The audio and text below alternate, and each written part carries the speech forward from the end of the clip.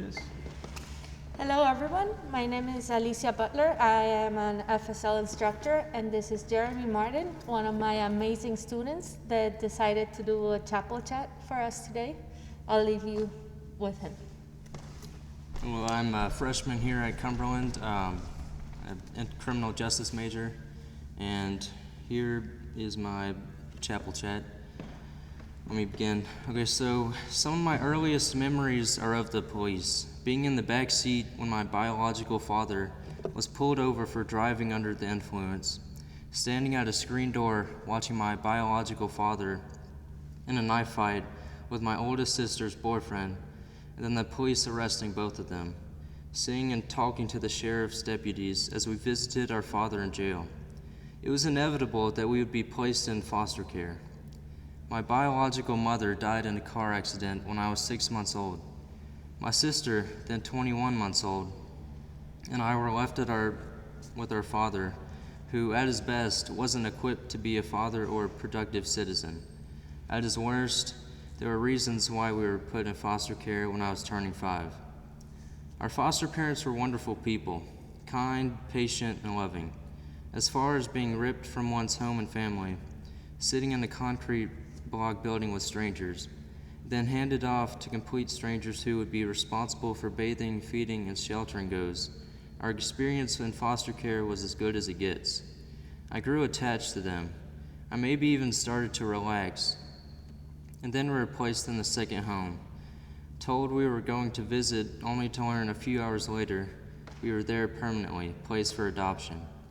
Up to that point, we had no idea that we'd never see our biological father again.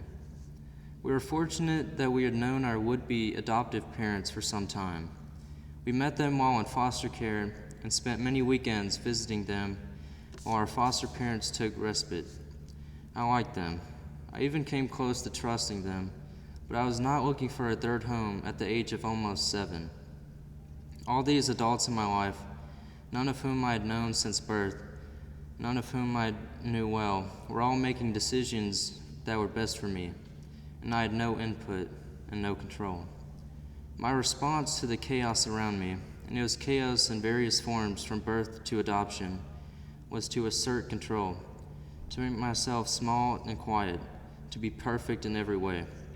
I would control myself and my environment, and I would be safe from bad things and bad people.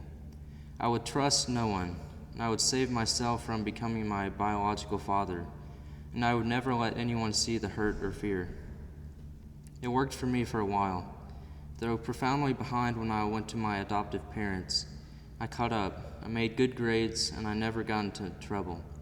I was tested for giftedness more than once, but it wasn't giftedness at work. It was sheer determination. It was anxiety pushing me to perfection. It was the fear of being less than and out of control. In middle school, I attended an academic magnet, suddenly surrounded by people whose grades were equal to my own. Maybe some of them had stories like mine, but most did not.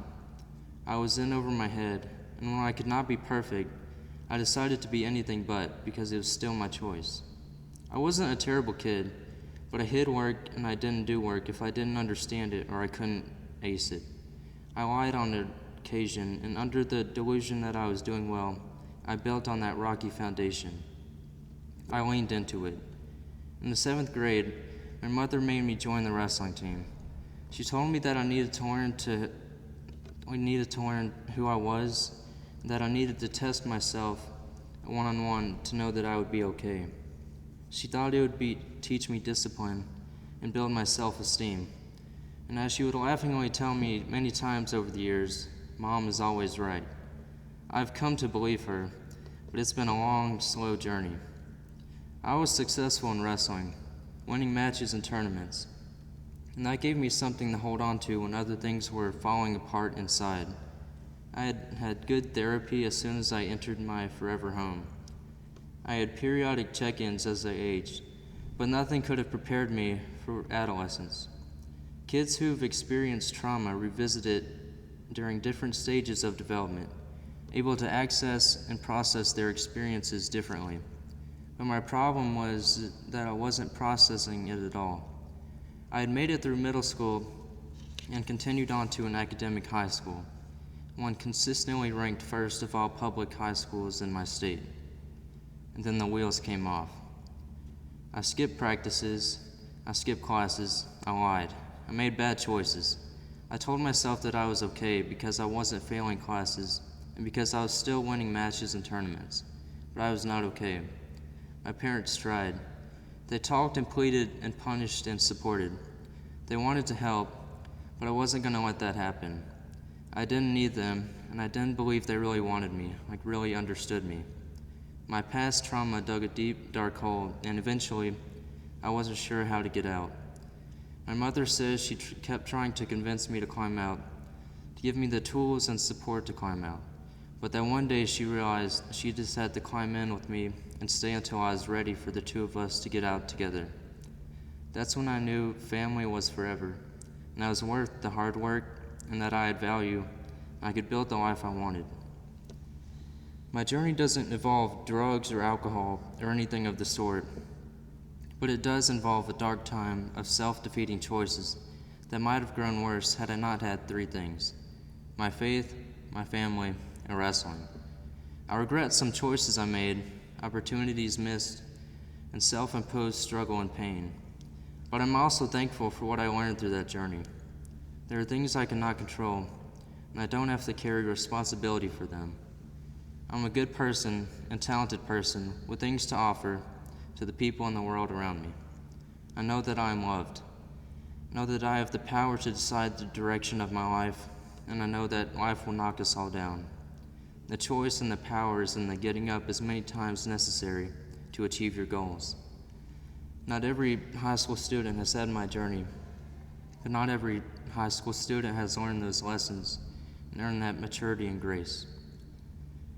Those early memories of the police may be why I want to work in the criminal justice system in the future, as a law enforcement officer or as a district attorney.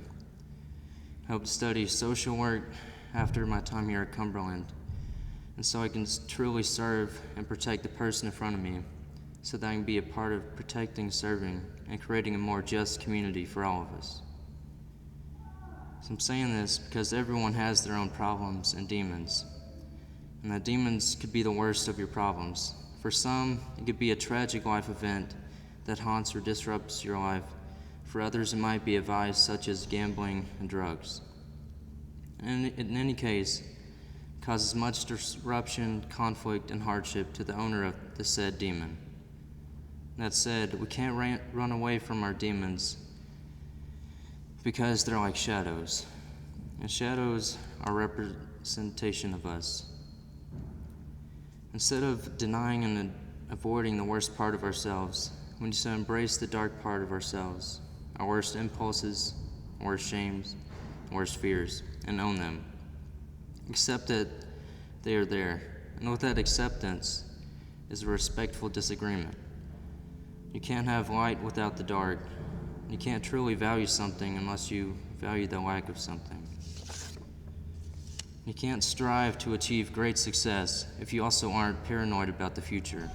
You also can't desire wonderful relationships if you aren't terrified of those losses. But everyone has demons in their lives, whether you've already had some or you're going to have some. And even if you already have had some, they'll keep coming until you're dead. But the thing is, you need to find someone and build a great support system, family and friends, so you can talk to them about what you're going through, or else your demons can ruin your life. And that's all I have for today.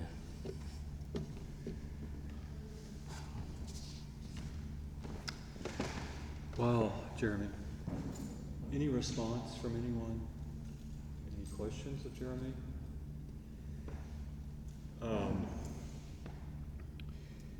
Jeremy, I'm overwhelmed by your self-awareness. I'm aware of the work that you have done, your ability to articulate your experience, to name your demons, to be grateful for the gift that you received in order, as you said, to go down into your dark pit and help you up and out. And your story is just so very, very powerful. I guess all stories of redemption and deliverance and healing are, and I'm just so impressed. Thank you so much for sharing yours with us.